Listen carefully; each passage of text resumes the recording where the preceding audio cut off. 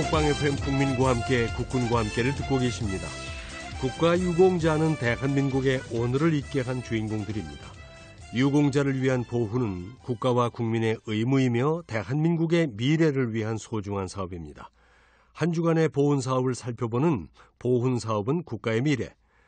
대한민국 무공수훈자회 하두철 조직국장님을 연결하겠습니다.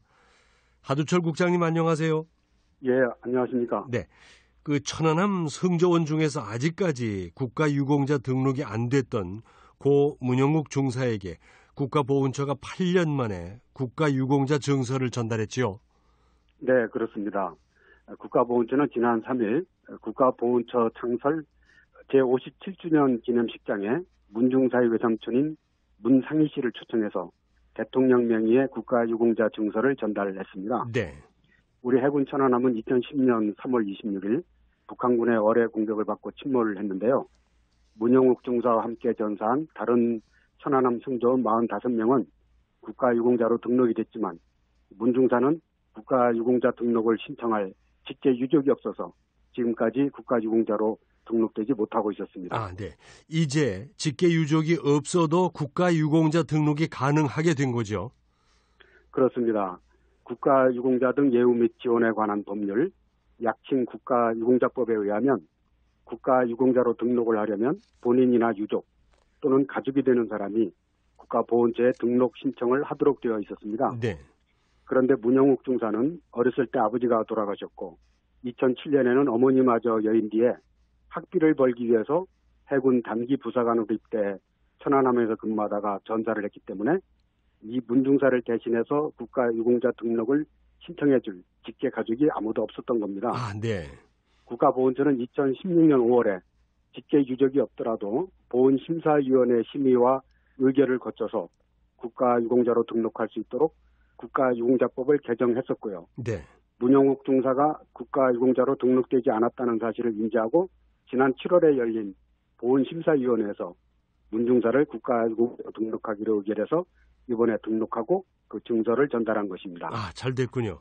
그런데 문중사의 국가유공자 증서를 대신 전달받은 외삼촌 문상희 씨도 해군 가족이면서 또 국가유공자시라면서요? 예, 그렇습니다.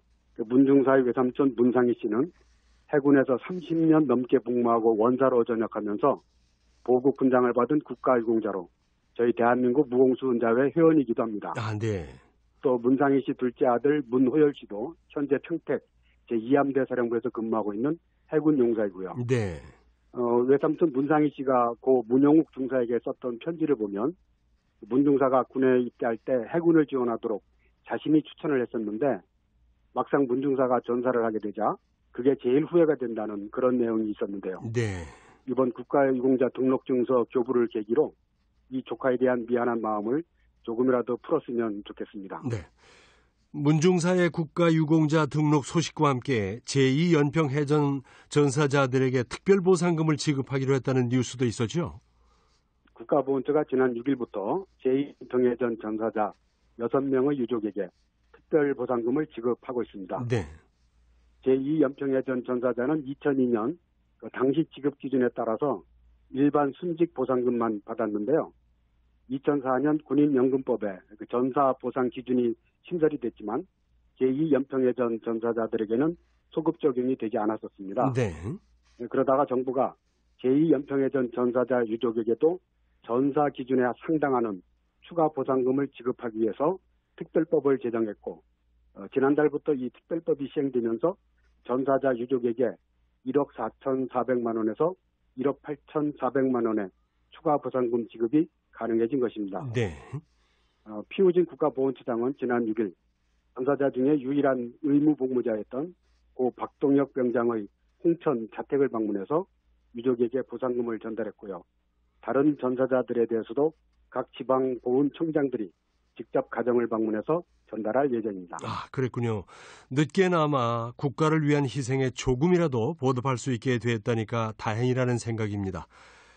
국가보훈처에 찾아가는 복지행정 서비스를 뜻하는 보비스 선포 11주년이 됐다고 하는데 보비스가 어떤 활동을 하고 있는 사업인지 소개를 해 주실까요? 전국에 5개의 지방보훈청하고 21개의 보훈지청이 있지만 이것을 16개 시도별로 나눠보면 광역자치단체에 한두 개 정도의 보훈관소가 있는 셈이거든요. 네. 고령에 그리고 거동이 불편한 국가유공자들이 보훈관소를 직접 찾아가서 일을 보기에는 상당히 힘든 환경이라고 할 수 있습니다. 네. 그래서 보훈관소가 없는 시, 군 보훈회관을 보훈 공무원들이 직접 찾아가서 행정 서비스를 제공하는 이동보훈팀을 지난 2005년부터 운영하기 시작한 것이고요. 네. 2007년 8월에는 기존의 이동보훈에 더해서 홀로 살고 계시거나 고령이신 국가유공자 가정을 방문해서 보훈 재가 복지 서비스를 제공하는 보훈 섬김이 제도를 도입하면서 이때 보비스 선포식을 했었습니다. 네. 보비스의 뜻을 찾아보니까 보훈 비지팅 서비스에 보비스를 합친 말이군요. 네. 그 말씀하신 보훈 섬김이들이 국가유공자 가정을 방문해서 도와드리는 일은 무엇이고 또 몇 분 정도나 이 일을 하고 계신지 궁금하군요. 보훈 섬김이들은 따뜻한 보훈 정책을 최일선에서 몸으로 실천하는 가장 중요한 역할을 담당하고 있는 분들입니다. 네.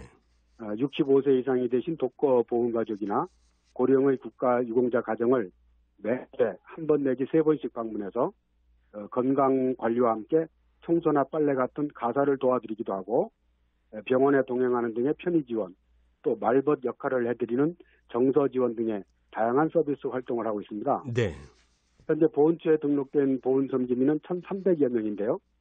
기간제 근로자 신분이었던 이분들을 금년에 모두 정규직으로 전환시켜드리고 또 급식비와 법정 공휴일 수당도 소급해서 지급하는 등의 처우 개선을 통해서 국가유공자들에게 보다 양질의 서비스를 제공할 수 있는 여건을 마련하기도 했습니다. 네. 요즘같이 더위가 계속되는 때에는 보훈 섬김이들의 역할이 참 중요한데 더운데 고생들 많으십니다. 그 역할에 대해서 좀 말씀을 해 주시죠. 최근 기록적인 폭염이 장기화가 되면서 폭염에 취약한 고령의 국가유공자들이 건강을 해치지 않을까 상당히 걱정이 되는 가운데 네. 국가보훈처는 오는 17일까지를 폭염 대비 취약보훈가족 현장 점검 기간으로 정했는데요.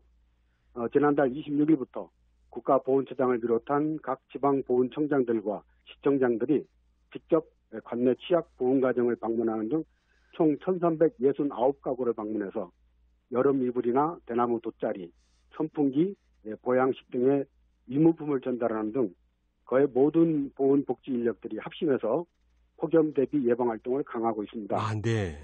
특히 현장을 직접 뛰는 보훈 섬김이들은 구슬땀을 흘려가면서 전국 15,369명의 노약 보훈 가족들을 일일이 찾아다니며 이분들의 건강관리와 안전한 여름나기에 최선을 다하고 있습니다. 아, 그렇군요.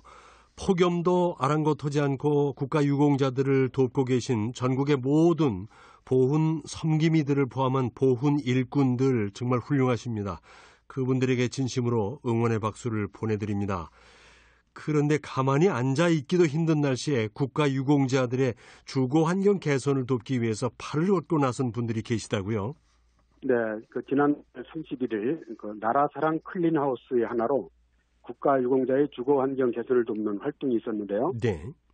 나라사랑 클린하우스는 서울지방보훈청과 주식회사 한화가 2011년부터 8년째 시행하고 있는 사회공헌 활동입니다. 네. 집수리, 도배, 화장실 공사 등 국가유공자들이 조금이라도 더 쾌적한 주거환경에서 지낼 수 있도록 매년 10가구 내외를 진행해서 현재까지 총 64가구의 주거환경 개선을 마쳤다고 합니다. 네. 올해에는 저소득 보훈가족 7가구를 선정해서 각 가구별로 필요한 생활 편의시설을 맞춤형으로 지원하고 있는데요. 은평구 6.25 참전 유공자 댁에 도배와 장판을 교체해드린 이번 봉사활동에는 오진영 서울지방보훈청장과 이태종 한화 방산부문 대표이사도 직접 참여한 가운데 20여 명의 보훈 공무원들과 한화 임직원 봉사자들이 40대에 육박하는 폭염 속에서도 무거운 가구를 옮기고 장판을 새로 까는 등 쾌적한 환경을 만들기 위해서 몸을 사리지 않았다고 합니다. 아, 수고들 하셨습니다. 육군 23사단 장병들이 거동이 불편한 6.25 참전용사들의 집을 새롭게 단장해드렸다는 소식도 있다고요? 육군 제23사단은 지난 3일 오후 강원도 삼척시에서 나라사랑 보금자리 320번째 수혜자인 6.25 참전용사의 집을 새롭게 꾸미고 준공식을 가졌습니다. 네. 이 나라사랑 보금자리 사업은 육군본부가 주관하고 민관 언론기관이 함께 참여하는 6.25 참전 국가유공자 주거환경 개선 사업인데요. 참전 용사들의 희생과 헌신에 대해 후배 전우가 보답하는 취지로 지난 2009년부터 실시하고 있습니다. 육군 23사단은 지난 6월부터 연인원 320여 명의 공병대대 장병과 굴삭기 등 8대의 장비를 투입해서 낡고 불편했던 집을 새 집처럼 깨끗하게 단장해서 이날 준공식을 한 것입니다. 아, 그렇군요. 이번 주 소식도 잘 들었습니다. 고맙습니다.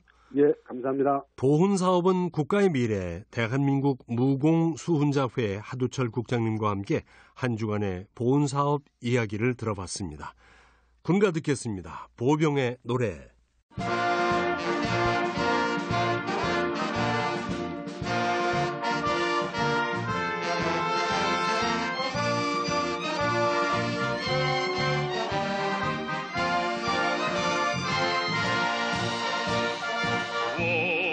원수의 적을 향해